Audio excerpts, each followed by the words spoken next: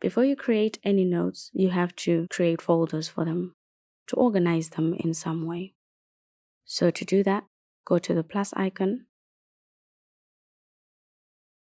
and choose whether you want to add a subject, which is a folder that will contain notebooks, or a divider if you want to add another folder inside it.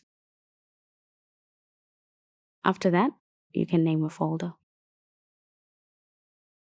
To add a folder into a divider, which is a folder, long press the divider and add another folder, which can either be a subject or a divider if you want to add another layer to organization.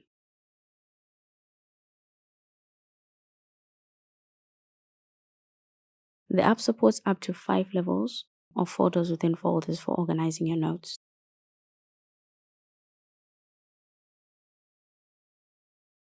So you can have folders within folders for up to 5 levels in Notability.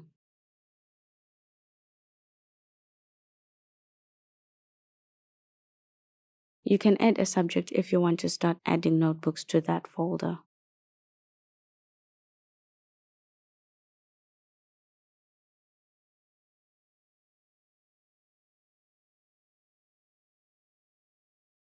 When organizing your digital notes, we recommend creating less than 3 levels of folders within folders.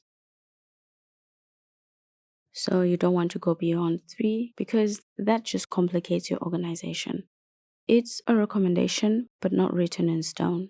It will just help you to track your notes and make it easier to find them when you're looking for your digital notes a bit later, especially when you have a very big database and you have a lot of notes. It's much easier if you don't have a complicated organization system.